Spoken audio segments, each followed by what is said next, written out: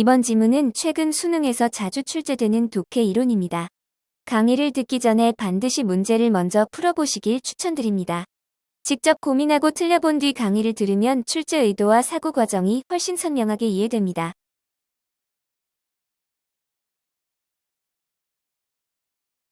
먼저 기억해야 할 사람은 고프입니다. 고프는 독해를 아주 단순하게 설명했습니다. 바로 독해는 해독과 언어 이해의 결합이다. 라는 것입니다. 기존에는 독해를 매우 복잡한 과정으로 설명했지만 고프는 핵심 요소를 두 가지로 압축했습니다. 그래서 이 이론의 이름도 단순 관점입니다. 첫 번째 요소는 해독입니다. 해독은 쉽게 말하면 글자를 읽는 능력입니다. 단어를 빠르게 읽고 정확하게 읽고 한눈에 단어를 인식하는 능력을 말합니다. 예를 들어 행정법이라는 단어를 보자마자 바로 읽을 수 있다면 해독 능력이 좋은 것입니다. 하지만 읽는다고 해서 반드시 이해하는 것은 아닙니다. 그래서 다음 요소가 필요합니다. 두 번째 요소는 언어 이해입니다. 언어 이해는 글이나 말을 듣고 무슨 의미인지 이해하는 능력입니다. 예를 들어 어린아이도 글은 못 읽지만 부모님이 책을 읽어주면 내용을 이해하는 경우가 있습니다.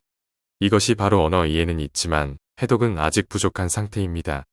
즉, 읽는 능력과 이해하는 능력은 서로 다른 능력이라는 점이 중요합니다. 단순 관점에서는 두 능력이 발달하는 과정도 설명합니다. 처음에는 말을 많이 듣고 대화하면서 언어 이해가 먼저 발달합니다. 그 다음 글자를 배우고 읽기를 시작하면 해독 능력이 발달합니다. 그리고 해독이 발달한 이후에는 독서를 많이 할수록 언어 이해도 더욱 성장하게 됩니다. 즉, 듣기 해독 독서 경험 언어 이해 향상 이라는 순서로 이해하면 됩니다. 이 부분은 시험에 가장 많이 출제됩니다. 독자를 4가지 유형으로 나눕니다. 첫 번째는 해독도 잘하고 이해도 잘하는 능숙한 독자입니다. 두 번째는 둘 다 부족한 독자입니다. 세 번째는 내용을 이해할 능력은 있지만 글자를 잘 못 읽는 독자입니다. 마지막은 학생들이 가장 많이 헷갈리는 유형입니다. 읽기는 잘하는데 내용을 이해하지 못하는 경우입니다. 시험에서는 거의 항상 이 유형을 물어봅니다. 예를 하나 들어보겠습니다. 학생이 책은 아주 빨리 읽습니다. 하지만 읽고 나서 무슨 내용이었니? 라고 물으면 설명을 못합니다. 이 학생은 읽는 능력은 좋지만 이해하는 능력이 부족한 것입니다. 즉, 해독은 충분하지만 언어 이해가 부족한 독자입니다. 반대로 책은 못 읽어도 이야기를 들으면 이해하는 학생은 언어 이해는 충분하지만 해독이 부족한 독자입니다.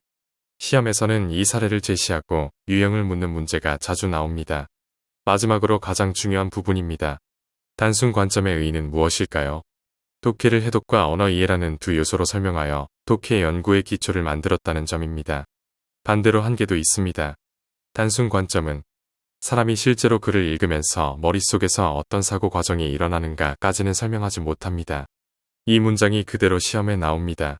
그래서 단순 관점의 한계는 독해의 인지 과정, 사고 과정을 설명하지 못했다. 이 한 문장으로 암기하면 됩니다. 이제 마지막으로 시험에 나오는 핵심만 정리해 보겠습니다. 첫 번째, 독해 해독 플러스 언어 이해. 이 공식은 반드시 암기합니다. 두 번째, 해독은 읽는 능력, 언어 이해는 의미를 이해하는 능력입니다. 세 번째, 둘 중 하나라도 부족하면 독해 능력은 떨어집니다. 그리고 마지막으로, 단순 관점의 가장 큰 한계는 독자의 사고 과정은 설명하지 못했다. 이 문장 하나만 기억하면 관련 문제는 대부분 해결할 수 있습니다. 시험에서는 복잡하게 출제되더라도 결국 이 4가지 핵심을 묻는 경우가 가장 많습니다. 실전 기출 문제입니다. 이 문제는 단순 관점의 한계를 정확히 이해했는지를 묻는 대표적인 문제입니다. 먼저 단순 관점은 독해를 굉장히 단순하게 설명합니다. 바로 독해는 해독 플러스 언어 이해입니다. 즉, 단어를 읽는 능력과 내용을 이해하는 능력, 이 두 가지만으로 독해를 설명합니다. 하지만 여기에는 중요한 한계가 있습니다. 지문 마지막 문장을 보면 독자의 머릿속에서 어떤 사고 과정이 일어나는지는 설명하지 않는다. 라고 되어 있습니다. 즉, 글을 읽고 의미를 이해하기까지 어떤 인지 과정과 사고 과정이 이루어지는지는 설명하지 못하는 것입니다. 그래서 5번이 정답입니다. 반대로 오답도 쉽게 판단할 수 있습니다. 1번은 해독이 부족한 독자를 다루지 않았다고 했는데 지문에서는 해독이 부족한 독자와 언어 이해가 부족한 독자를 모두 설명하고 있습니다. 틀렸습니다. 2번도 틀립니다.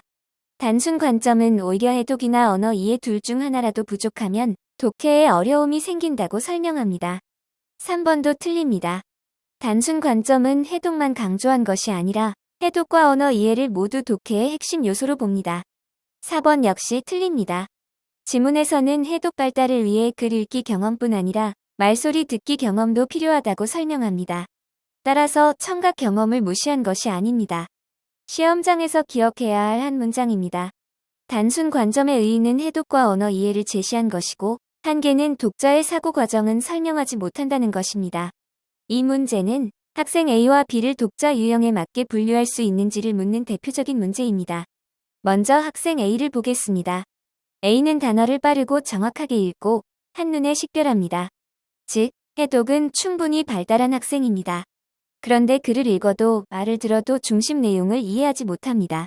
즉, 언어 이해가 부족한 학생입니다. 그래서 A는 해독은 충분하지만 언어 이해가 부족한 독자입니다. 다음으로 학생 B를 보겠습니다. B는 단어를 제대로 읽지 못하고 한눈에 식별하지도 못합니다. 즉, 해독은 부족합니다. 하지만 같은 내용을 말로 들려주면 중심 내용을 이해합니다. 이것은 언어 이해는 충분하지만 해독이 부족한 학생이라는 뜻입니다. 이제 4번을 보겠습니다. 4번은 학생 B가 글 읽기 경험을 통해 중심 내용을 이해하게 되었다고 했습니다. 하지만 지문에서는 정반대로 설명합니다. 학생 B는 글을 읽어서 이해한 것이 아니라 말을 들어서 이해한 것입니다. 즉, 구어 의사소통 경험으로 언어 이해가 발달한 경우입니다. 그래서 4번이 정답입니다. 시험장에서 가장 빠르게 푸는 방법. 학생 A를 보면 읽기는 잘한다 해독 5. 학생 B를 보면 들으면 이해한다 언어 이해 5. 이 두 가지만 먼저 체크하면 대부분의 선택지를 빠르게 판단할 수 있습니다. 읽기는 잘하는가? 이해는 하는가?